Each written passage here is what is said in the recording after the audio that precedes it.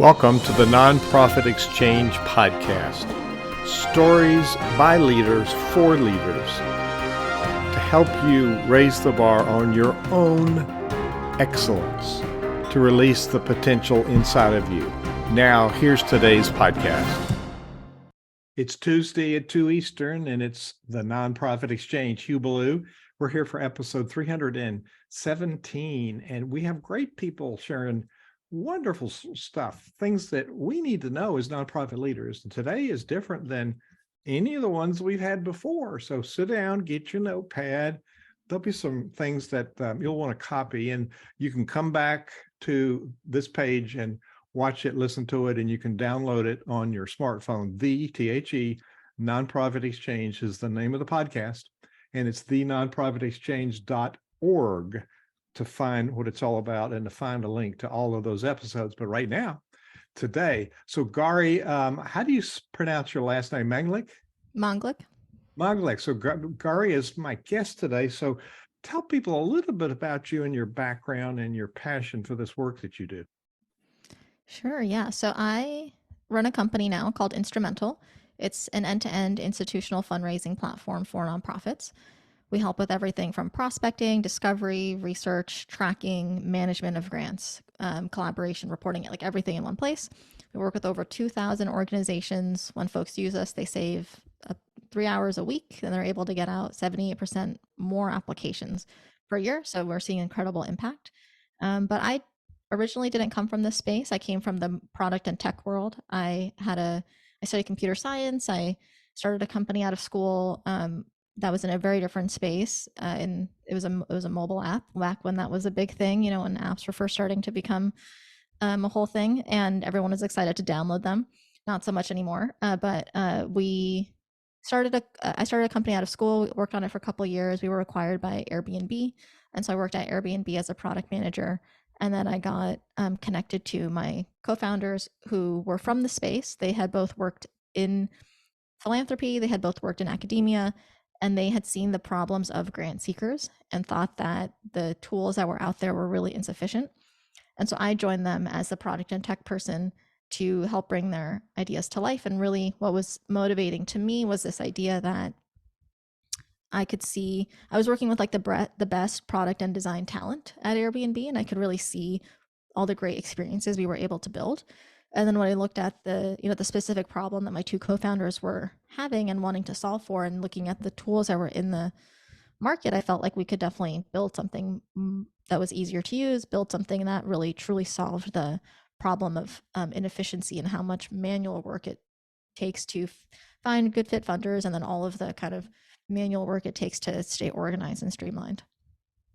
That's a bunch of stuff. And it's really important because we know there's grant money. The Center Vision is a 501c3. We support others. And so we really haven't done grants yet, but it's certainly on the radar. Capacity building is what we do, and that's what's needed in the industry. Actually, it's what's needed so the grant funders know that there's proper use of their money. How big are the pockets? How big is the grant money? Is there a lot of money available? I understand it's very competitive and they're all tapped out, but is that true? So actually, foundation giving has been increasing every single year since 2013. And in 2020, there was like the highest ever amount of grants given, and also net new, like unique nonprofits that were receiving grants. And it seems like there's been like a slight trend downwards in terms of individual giving and retention of individual donors. And so grants are playing an even more important role when, as nonprofits are thinking to diversify their fundraising strategy and their fundraising channels. Not everyone and not every organization, like right off the bat, like I think needs to apply for grants, and we can certainly talk about that. But I think it's definitely something to consider if you are what we would call grant ready. So for somebody to use your platform, what kind of status do they need to have? They're a startup, they need to be seasoned. What kind of preparation does a nonprofit need to take advantage? Sorry, wrong word of your. Sounds like a great tool you've got. What do we need to do to be ready for using your tool? Sure. Yeah. I mean, so there's I I would say like kind of the basics that I'm sure you tell folks about. Make sure you're incorporated, make sure you have a clear mission, make sure you have a board that's invested.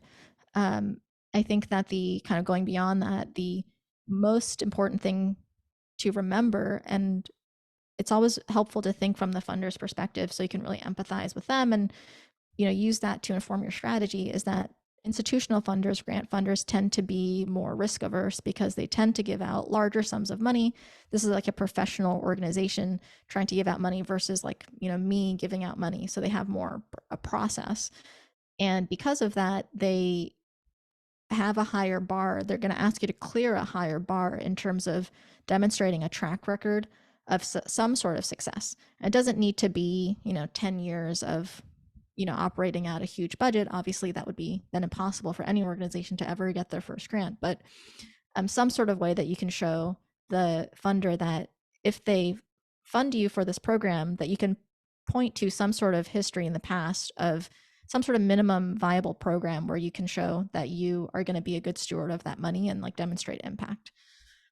So it's not a good idea for somebody just starting up to apply for grants, or are there planning grants available? There are certainly startup grants available, and that could be something to consider. But I would say that's kind of more on a ad hoc basis versus something that I would consider to be like your core strategy when you're getting started out. I typically recommend folks starting out with some sort of layer of like individual funding, individual donors, whether that be through like events or through other sorts of campaigns, with the idea being to get to some sort of place where you can demonstrate the success of a program in some sort of small way, and demonstrate to your donors and to your future funders that your organization has the capacity to like implement these programs. Um, and then once you have that, then going after grants as like kind of the next layer of complexity, the next layer, I think makes a lot of sense. But even with those grants, when you start to go after that, it's helpful to break that down. So it's not just you're going after all grants. When you're just getting started, winning your first grant is of course the most challenging, and then it becomes like a like a flywheel or like an avalanche. It becomes easier and easier to win your 10th grant is going to be easier to win than your second grant. And so you want to start off with the easier grants, and so that will typically be like smaller local grants, where you can like demonstrate that ability to win that grant, to showcase good success with that grant, and then continue on with that flywheel. So what are some of the challenges that nonprofits have when it comes to their overall grant strategy? Yeah, I think the biggest one is around being grant ready. I see a lot of folks that will kind of really try to scale the program before demonstrating kind of a proven flywheel with their program, and so that would be the kind of the most important thing to get right in terms of a challenge that I see folks having. I think that the other is it's twofold. One is like then prioritizing funders, actually discovering and prioritizing funders holistically. So making sure that you have a good understanding of the landscape of funders and opportunities that are out there and a system for prioritizing them.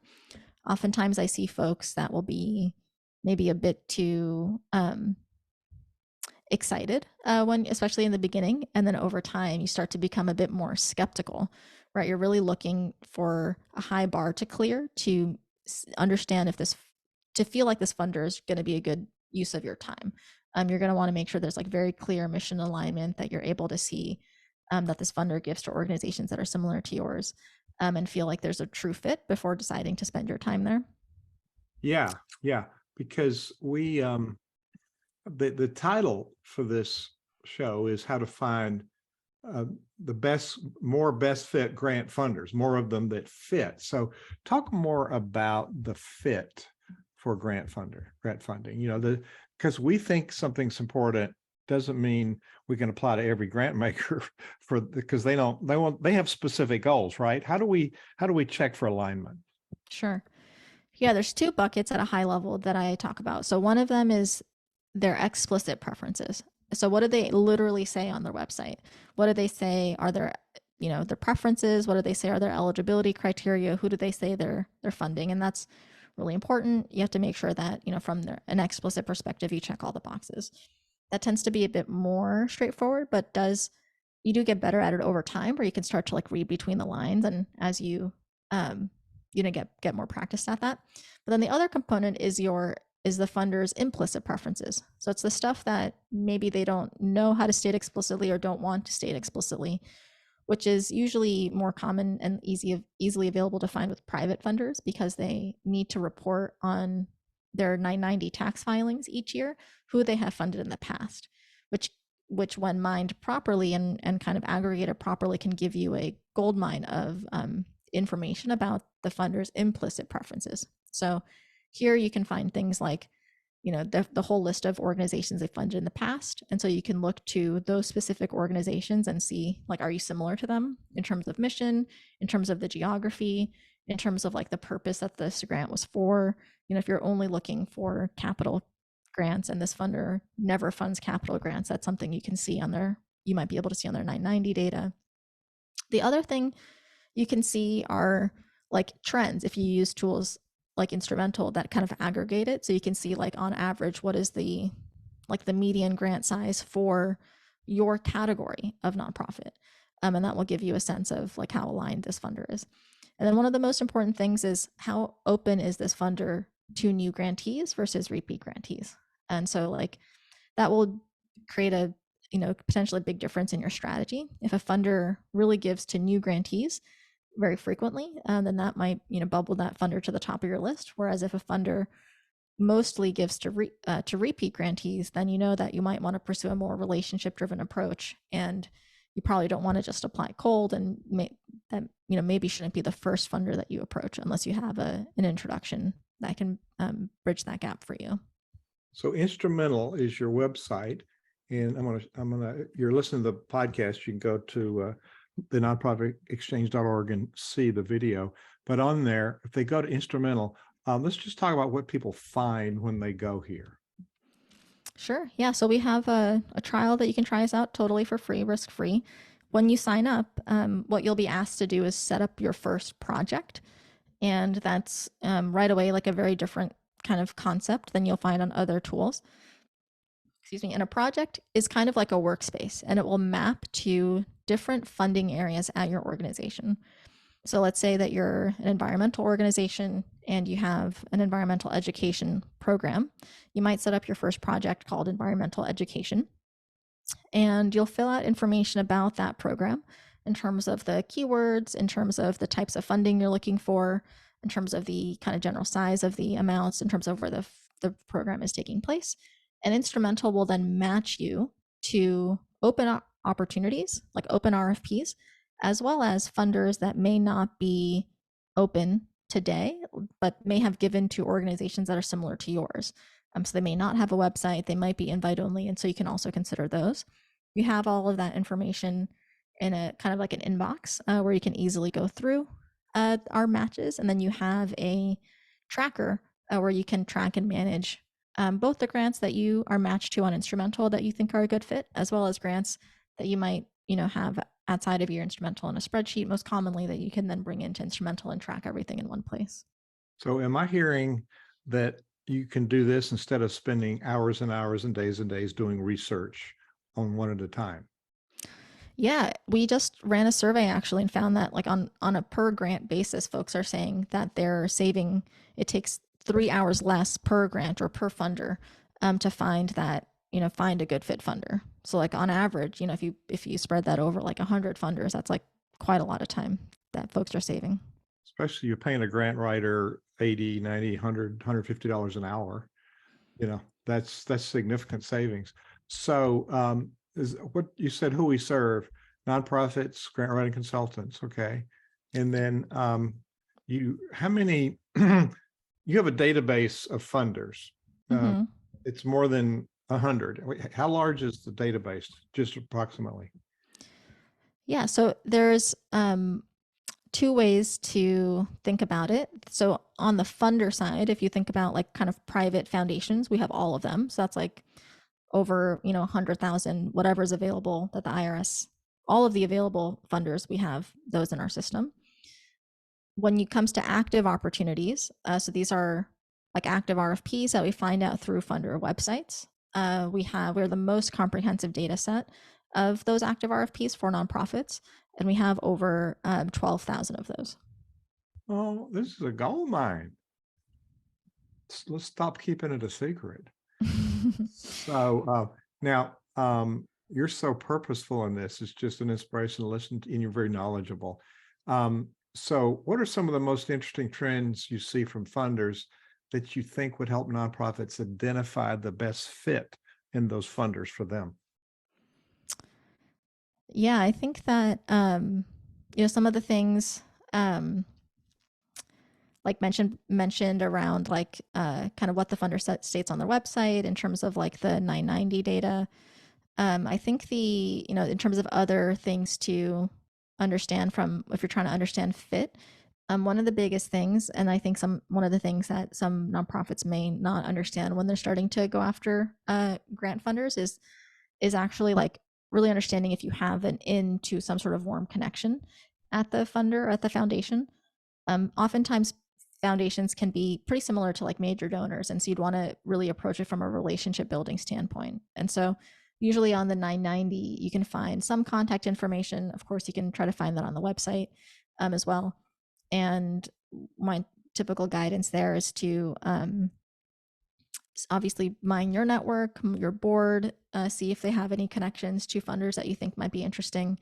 One thing that folks don't necessarily commonly think of, but I also recommend folks try, is to see if you might know any past grantees of that funder, to understand if you can like just get to know them, understand what their process was like to break into that funder. Did they need an introduction? Did they just apply cold? Just like understanding what their process was like.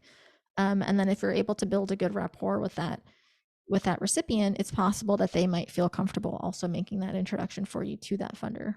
But I would say, I mean, if you can't build that warm connection, which is best case scenario, and that's often challenging, especially when you're just getting started, the next best thing is just to try to get in touch yourself. And the thing you want to keep in mind there is that you don't necessarily, when you're going directly, need to start with maybe a complex ask of like wanting to take the funder out to coffee or wanting them to meet you or trying to build a relationship. When you're reaching out directly, you can kind of empathize with the funder potentially receiving tons of kind of inquiries like yours, and you want to try to keep the ask as simple as possible. And I think the simplest thing you're trying to get an understanding of is, does it make sense for you to apply or submit an LOI to this funder? And you just want their like confirmation, and so you want to give them the minimum amount of information you think the funder would need, and so that they can give you like a thumbs up or a thumbs down. So like a quick email that says, here's what I'm going after. Do you think it makes sense for me to pursue this? Would just love your kind of quick input. And then if you get that thumbs up, then you know that it's worth it to spend your time here. We're finding that with corporate sponsors and some granting organizations that it's hard to get to people because they're not really, they do have a lot of requests. I don't think any of them are lacking for requests for funding. So how do we get through to people if they don't answer their phone or return phone calls or return emails? Do you find them on LinkedIn? What do you do? How do you get to them? Yeah, I think that certainly trying to email them directly if you can find their contact information is a good strategy.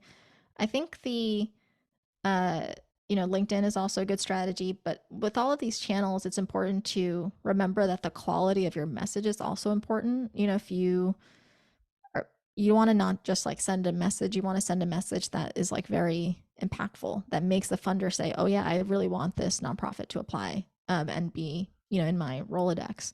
And so actually thinking about, if you're not getting an answer, actually looking at your messages and seeing if you're really thinking about it from the funder's perspective. Do they want to reply to this? Is it really easy to reply to this?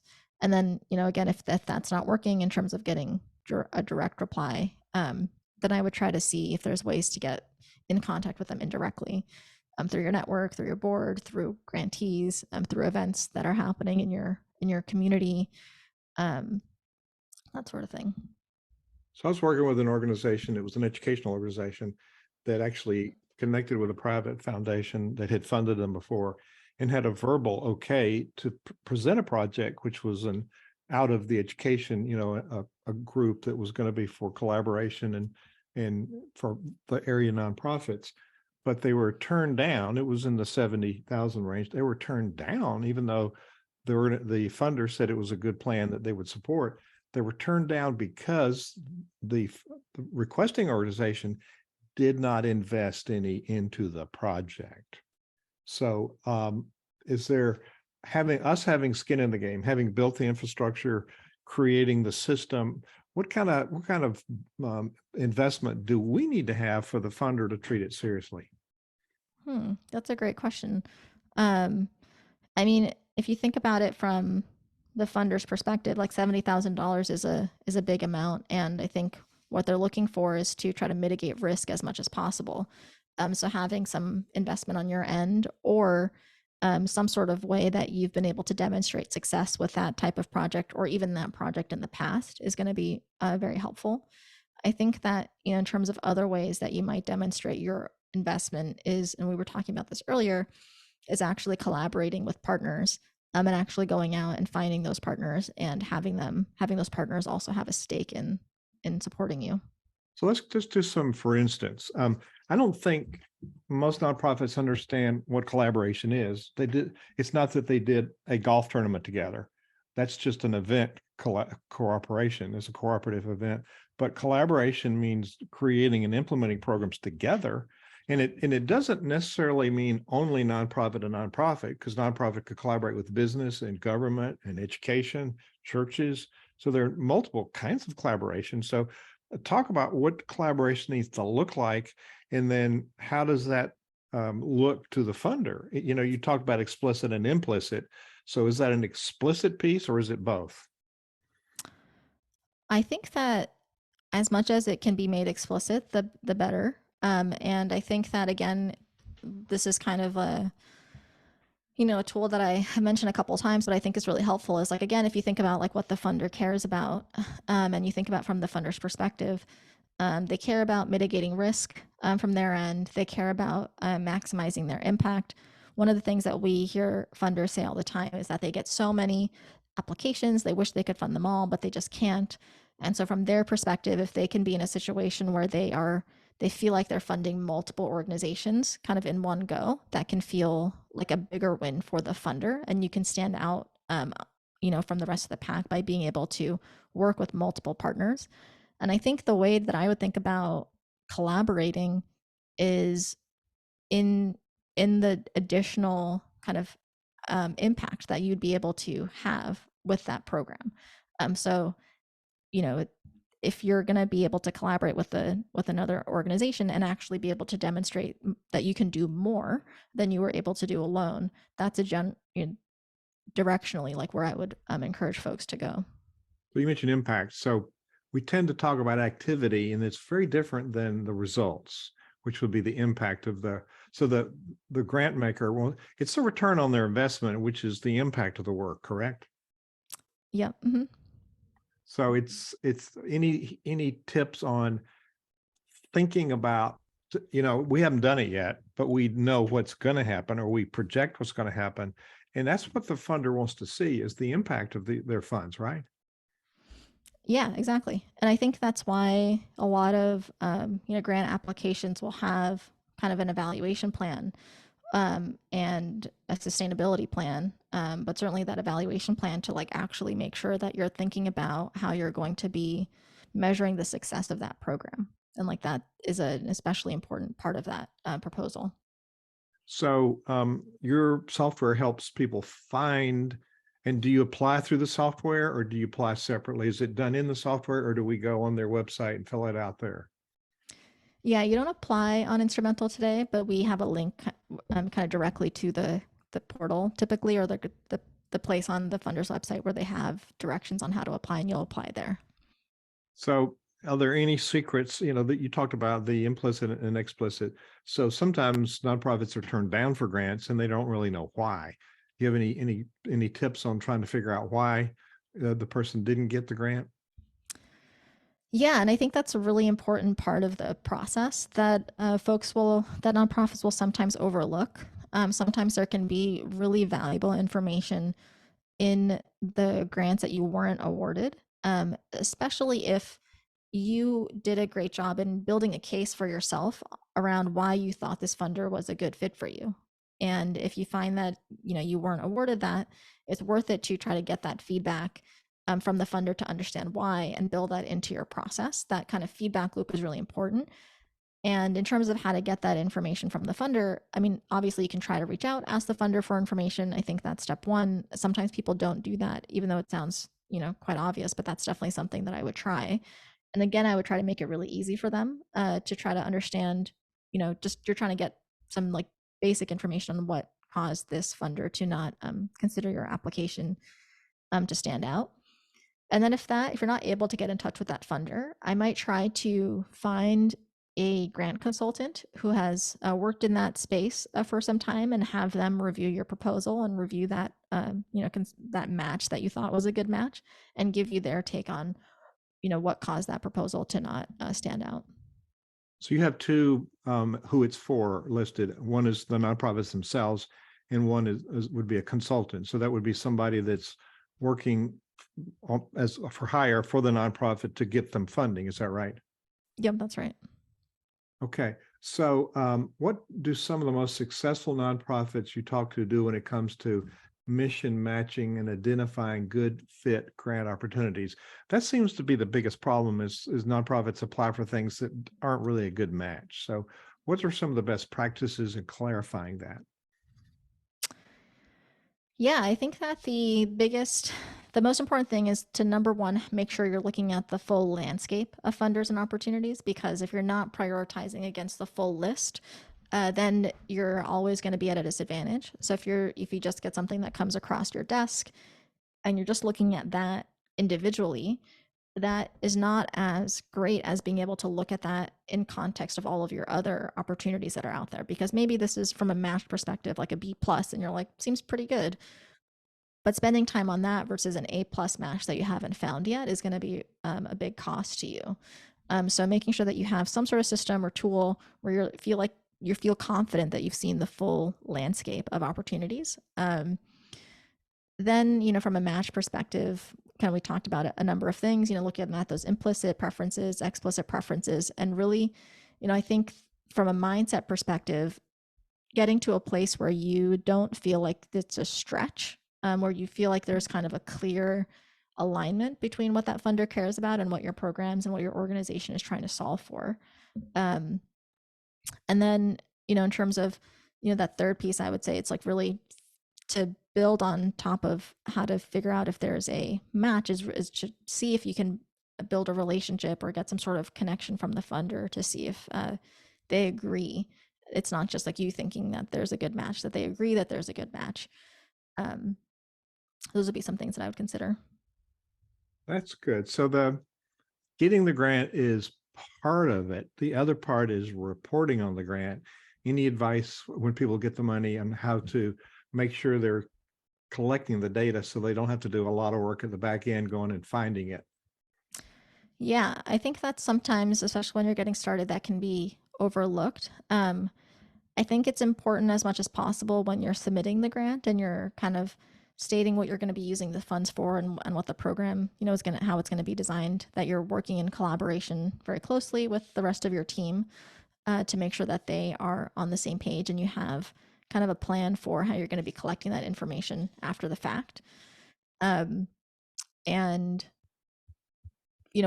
at the beginning, when you just have like one or two grants that you're winning and you're needing to send reports out, it hopefully won't be as challenging to remember those reporting deadlines and to stay on top of that. But as that, as that portfolio grows, which hopefully it does, then it makes sense to kind of like invest in some sort of way to make sure that you're able to stay on top of those reporting deadlines and all of the tasks that your team need to stay on top of, so that you as the grants person, or as like the relationship manager with that funder, can make sure that you're getting the information you need in a timely way, so you can like create those reports and deliverables back to the funder in a timely way. That's so important. So you should really think about writing in some administrative costs to your grant. Yes, yeah, typically. Yeah. So this has been so helpful, and you're just on top of this. This is really, really so informative. Any final thoughts you'd like to share with people before we end this really great interview? Sure. Yeah, I would say that, if you're just getting started with grants, you can, the number one thing to do is just make sure you're grant ready. There's a number of kind of resources out there if you kind of Google that, and that's a good place to get started. And then I would also say that you'll often hear this kind of quote that folks will say grants are a numbers game, and I agree with that to some degree, and I think that it's important when you're getting started to make sure you have enough shots on goal, but you also want to make sure that you're building the system and the strategy in as you're actually starting to go out on this process, and so it can be helpful to pair with a coach or a consultant or someone who's done that before. And on our blog, instrumental.com/blog, you'll find a ton of webinars and free content that will also help to give you advice and information on how to really build that system so that you can be successful with grants. I want to repeat that. It's instrumental, instrumental.com. There's no, it sounds instrumental, but there's no A in it. Instrumental.com and then /blog. And if you go there, we can't do a call to action in a nonprofit, but we can say for more information, go there. And on the web page and the podcast page for this interview, you're going to give me a link for a free gift. So what's that free gift? Yeah, so if you go to our homepage, that you showcased, if you want to try out our 14-day free trial, that's a great place to start. And if you decide to move forward with a paid subscription, we have a kind of a promo code that you can use for listeners of this podcast. It's NPX50, capital N, capital P, capital X 50, and I'll share that with you so you can put that in the show notes as well. Great. Well, Gauri Manglik, thank you so much for sharing this great information with us on the Nonprofit Exchange. Thank you so much for having me.